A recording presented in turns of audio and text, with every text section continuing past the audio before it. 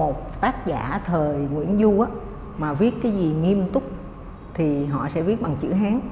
Nghiêm túc có nghĩa là chính thức với triều đình, họ sẽ viết bằng chữ Hán. Nhưng mà Nguyễn Du đã chọn viết truyện nôm, tức là để nói cái tâm tình của mình thôi, và điều đó được thể hiện rõ trong mấy câu mở đầu truyện Kiều. Thì nếu mà nói để thể hiện một cái triết lý nho giáo như là bỉ sắc thử phong này nọ thì đó là cũng đã thể hiện trong đó. Nhưng Nguyễn Du thêm cái câu mà nó nói lên cái ý đồ của tác giả rõ rệt nhất là trải qua một cuộc bể dâu những điều trông thấy mà đau đớn lòng. Thì đây là tiếng nói của con người Nguyễn Du, những điều ông trông thấy từ cuộc đời, cái cách ông nhìn cuộc đời và cái tấm lòng đau đớn của ông về cuộc đời. Thì như tôi đã có phân tích là thể hiện sự đau đớn, khóc lóc, than thở, mà than thở nhiều lần, lớn tiếng, thậm chí là chém cha cái số hoa đào, than thở một cách rất mạnh mẽ. Thì đó bản thân là những lời phản kháng, phản kháng cái trật tự xã hội, phản kháng cái triết lý nho giáo bắt người ta phải chấp nhận số phận, vân vân. Thì đó là cái cách làm người, cái cách sống ở đời của Nguyễn Du. Và đó là ở phạm vi tác giả. Nhân vật của tác giả chưa có cái truyện nôm nào của Việt Nam, mà thậm chí chưa có tác phẩm văn học viết nào của Việt Nam mà tên nhân vật của tác phẩm trở thành danh từ riêng trong đời thường nhiều như là tác phẩm của Nguyễn Du. Chứng tỏ là Nguyễn Du đã mô tả cuộc sống rất là thật, được nhiều người đọc cảm nhận nó thật, cho nên người ta mới dùng tên nhân vật làm danh từ chung. Và cái tâm tư, tình cảm, cái cách phản ứng trước cuộc đời của cô Thúy Kiều từ lúc 15-16 tuổi cho đến khi ngoài 30 là cái cách mà Nguyễn Du nhìn người phụ nữ trong cuộc đời, hay con người nói chung trong cuộc đời. Thì cái cách nhìn đó nó thấy rằng con người đau khổ, con người lo âu, dằn vặt, không biết đời mình đi về đâu, nhưng luôn luôn cố gắng chống chọi để bảo vệ cái giá trị gì đó mà bản thân người đó thấy là quý giá nhất trong từng hoàn cảnh cụ thể. Tức là không phải lúc nào cũng khăng khăng là phụ nữ chỉ có bảo vệ chữ Trinh, và chữ Trinh hiểu theo nghĩa hẹp hòi của Tống Nho, mà là khi thì phải bảo vệ cha và em mình, bảo vệ sự an toàn của gia đình mình, khi thì phải bảo vệ mạng sống của mình, khi người ta đánh mình thừa sống thiếu chết, đủ thứ. Cho nên là bảo vệ cái gì quý giá nhất. Và cái điều quan trọng nữa mà tôi thấy ở cách Nguyễn Du nhìn đời và nhìn người đó là một cách nhìn tôi cho là của truyền thống Việt Nam, là cách nhìn rất là cân bằng, thấy đời nó có sướng có khổ, người đời thì có người dữ người hiền, có người ác cũng có người cứu vớt mình, một cái cách nhìn nó quân bình. Và có một câu rất hay trong truyện Kiều là mà trong lẽ phải có người có ta. Thì đó là cái cách nhìn của Nguyễn Du về cuộc đời, về con người, cái tính nhân văn theo tôi thể hiện ở đó. Thì đối với tôi, nàng Kiều là thứ nhất là một nhân vật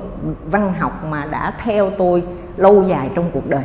Thì tôi có chia sẻ là hồi tôi còn nhỏ lắm thì bà nội tôi đã đọc Kiều cho tôi nghe rồi, nên Kiều đối với tôi là người quen với tôi từ hồi tôi còn nhỏ, và một người phụ nữ mà tôi thấy rất là đời thường, có thể gặp nhiều lần trong cuộc đời. Và tôi càng trải nghiệm cuộc sống, sau đó thì tôi nghiên cứu chuyên sâu về phụ nữ trong lịch sử Việt Nam, thì tôi thấy là Thúy Kiều là một người phụ nữ mà những người phụ nữ Việt Nam khác rất là dễ đồng cảm. Cái số phận là từ một người con nhà đàng hoàng, có ăn học, có học thức, nhưng mà không quá giàu có, không quá sang trọng, gia tư nghĩ cũng thường thường bậc trung mà, nhưng mà chỉ cần gặp một cơn gia biến thì ai cũng có thể lâm vào hoàn cảnh như Thúy Kiều, là phải bán mình chuộc người thân, rồi bị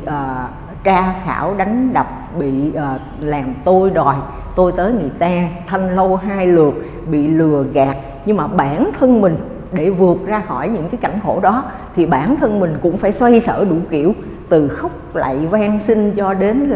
là gửi thân mình vào một người tuy rằng không đáng tin cậy cho lắm như Sở Khanh, mình cũng dự cảm gì đó nhưng mà mình cũng làm. Rồi là nói dối, ăn cắp, nghĩa là làm sao để miễn thoát ra được, gọi là cố sống bằng mọi giá, luôn luôn không từ bỏ. Và cái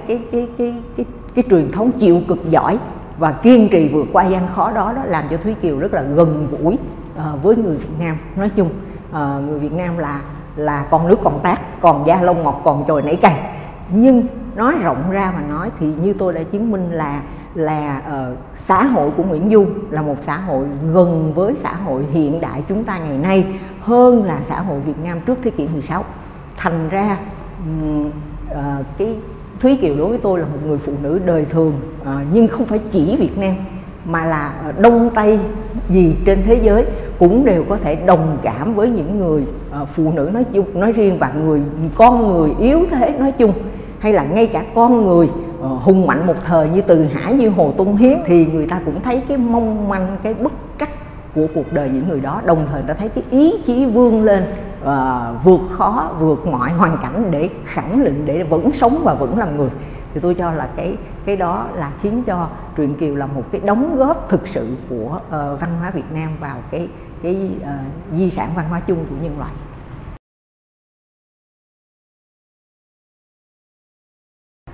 Tôi nghĩ là người Việt Nam có một cái may mắn là truyện Kiều là một tác phẩm cổ điển được viết cách đây cũng mấy trăm năm rồi, nhưng nó bằng một thứ tiếng Việt rất là trong sáng và dễ hiểu. Mặc dù nó có nhiều điển tích, người ta hiểu sâu thì người ta hiểu như các nhà nghiên cứu uyên thâm đã phân tích, nhưng mà người ta không hiểu sâu thì người ta đọc người ta cũng hiểu được cái cơ bản đại thể mà Nguyễn Du muốn nói. Và trong đó có rất nhiều những câu hay, không có một chút điển tích nào. Cái may mắn của Việt Nam là như thế. Thành ra chỉ cần chúng ta đọc tác phẩm, cái tệ hại của nhà trường đó là làm cho học sinh không có đọc vào tác phẩm mà chỉ đọc đoạn trích, và thậm chí cái đoạn trích đó cũng không có thực sự đọc và cảm nhận nó như cái cảm thụ văn chương bình thường, mà là bị qua những cái lăng kính phê bình một chiều, gọi là giáo điều một kiểu, khiến cho cái sự cảm thụ cái đẹp. Mà truyện Kiều là sự ngợi ca cái đẹp của người phụ nữ, cái đẹp của tình yêu, cái đẹp của cảnh vật thiên nhiên, cái đẹp của đời sống con người, của kiếp nhân sinh. Dù nó đoạn trường nhưng mà nó đẹp, thì cái đó chỉ cần chúng ta trả truyện Kiều về lại là truyện Kiều, để bạn trẻ có thể đến với truyện Kiều một cách hồn nhiên, chân thực, nhìn vào văn bản, học từ văn bản, chứ không phải học từ những cái lý giải giáo điều, thì tôi tin rằng là truyện Kiều sẽ chạm vào trái tim của rất nhiều bạn trẻ.